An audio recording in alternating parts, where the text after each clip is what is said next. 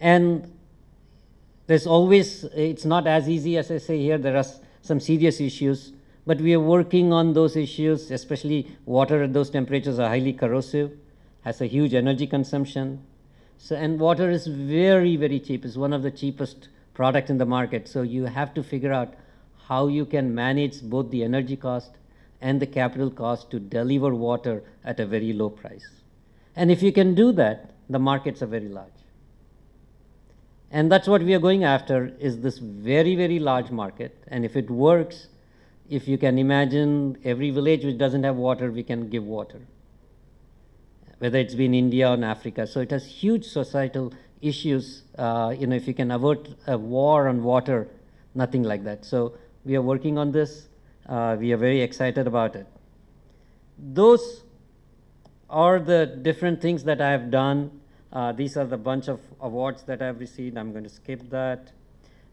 Let's talk about what have I learned in the last 25 years. I think I would say first thing is find a good mentor.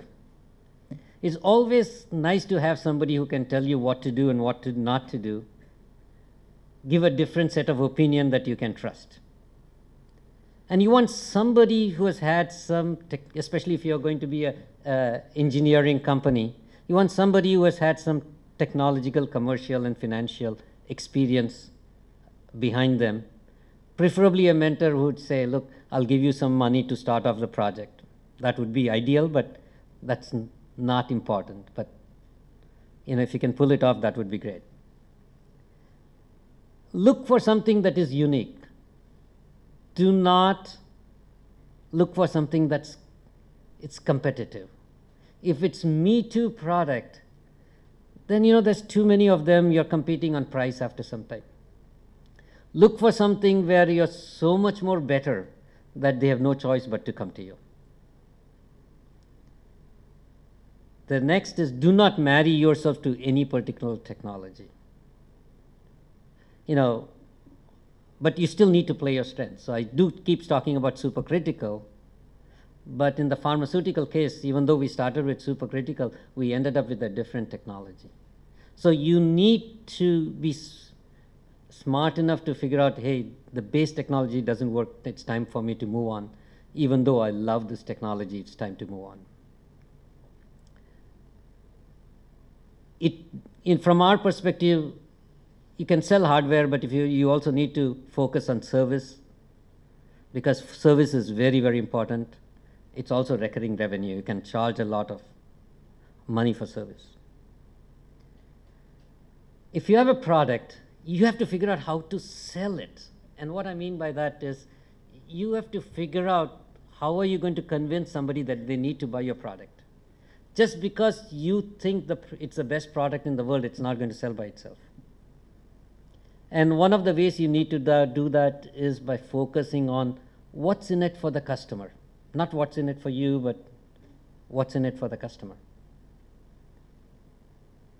And this is probably one of the more important things.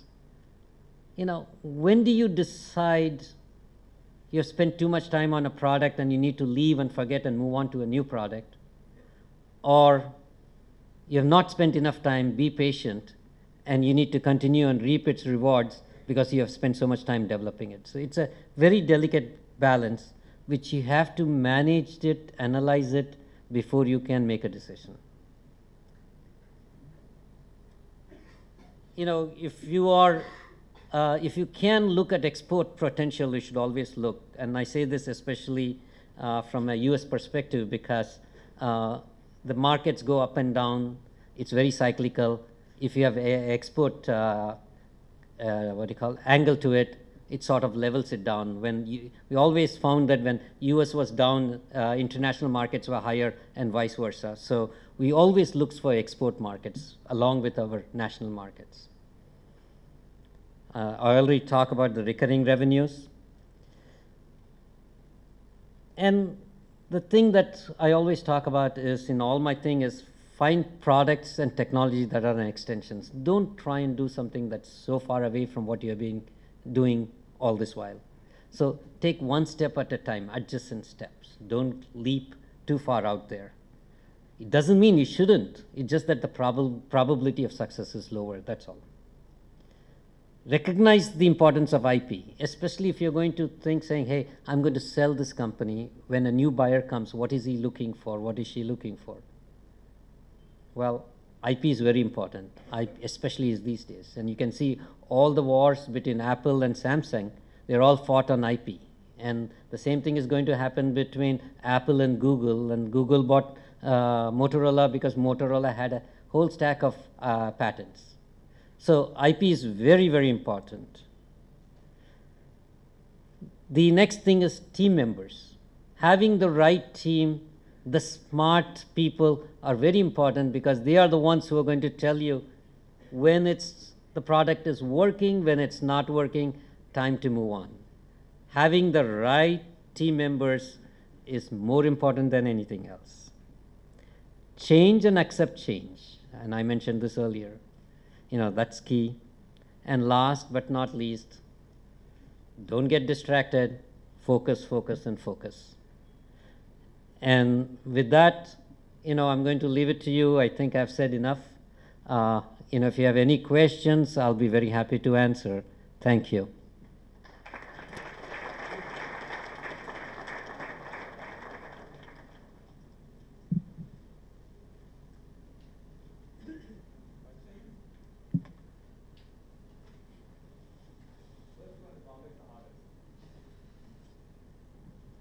Maybe I'll start. How was your PhD experience helped your entrepreneurship? Wow. I don't think my PhD experience helped me at all, but I can tell you my IIT experience helped me. The 5-year IIT, the true engineering here, I got a background in all the way from carpentry to machining to smithy, electrical work, all kinds of courses in civil, even though I got chemical. I don't know why I had to study civil, mechanical. So as an entrepreneur, where you need, especially for engineering items, not software, you need a complete breadth of experience. And I think nothing prepared me better than IIT. Absolutely. So, you may want to tell Bhaskar about it. He happens to be my batchmate too. The only reason I did a PhD, if you really want to know, I think it was snob value. I wanted to be called Dr. Chordia. Do you think a PhD matters? You want to do something that's cutting edge. Do you think you would have ventured into this if you didn't really have any IP or something? My PhD was on gas solid reactions. And the day I finished my PhD, I never touched it. So I'm unique. I have nothing to, this was a side project. It was actually in a different department I did the side project. So it had nothing to do with my PhD. And actually in most people in the career, what they did their PhD and where they end up, they're completely far apart. I'm still in engineering though. I didn't leave engineering.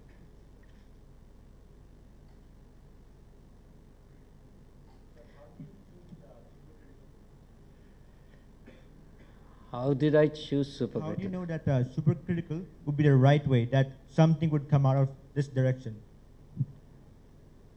I didn't.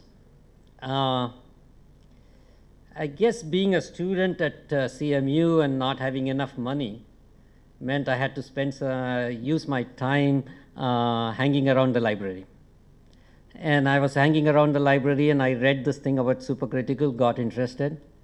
It seemed cool because it was natural, it was green, and the professor that I was working with outside the department in mechanical engineering said, Lalit, I'm from a farm. This is early 80s where oil prices were shooting up at the time. He says, can you figure out a way to extract sunflower oil seeds efficiently? And it just so happened that people were working with supercritical and vegetable oil to make biodiesel. So that was my outside department work which led to the formation of Suprex. And once we started Suprex, we just had to figure out how to survive. And the funny part is when I left Suprex and I said to myself, I'm done with supercritical. I'm not coming back to supercritical anymore. And I tried everything, and it just so happened my experience was in supercritical. It pulled me back because all my friends and customers who in the previous companies came to me for something or the other, and I ended up being pulled back into supercritical. And after so many years, I still do supercritical. I don't know why yet.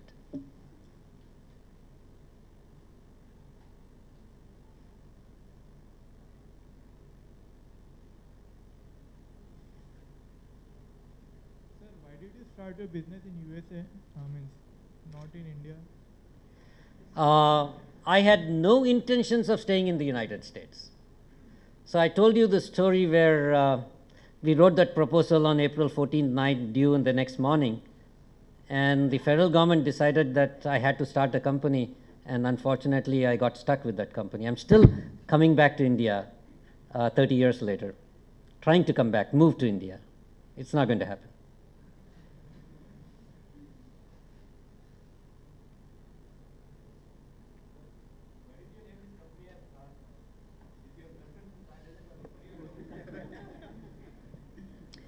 I was born in Mylapore.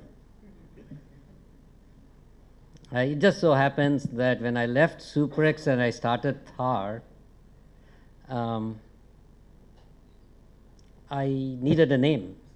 And being an engineer, I said it has to be any of these Roman and Greek characters, all these wonderful engineering characters. And I said, I'm going to name that company, but I was probably a couple hundred years late because there's a whole bunch of companies named after them, so I couldn't use them. And I'd already received a contract. I had worked on it. I had to invoice it. I still needed a name.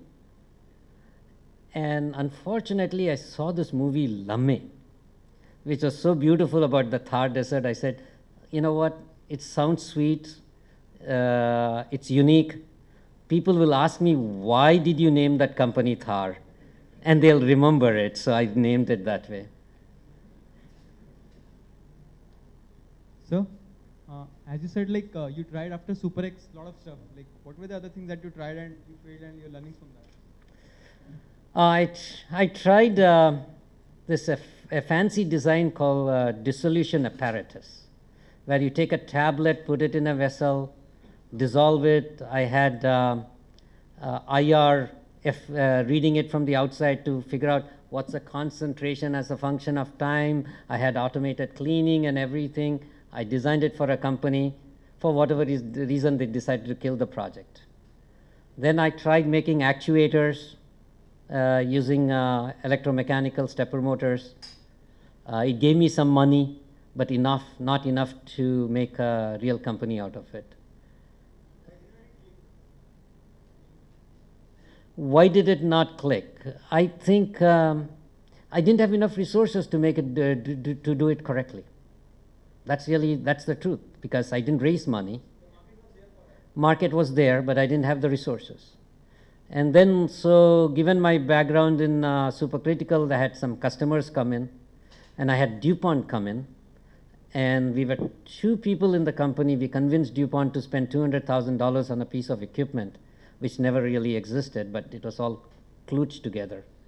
I think that guy was so kind to me. He placed the order, and from there we started making, and he ordered 3 of those at the same time, which gave me a lot of revenue, and from there we started on. So that's what happened.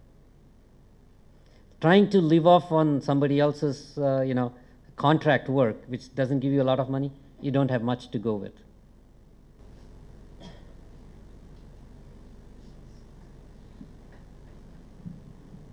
Sir, you said you are moving from product to services. Can you elaborate more on this? You are saying you will be selling like technology. If you sell the technology, maybe you are having contract for 5 or 10 years, but after that they may raise money and they can develop on your technology. Then how can, like, it's better to sell product always because they don't know what is the technology behind that. That's what my view is. You can elaborate more on this.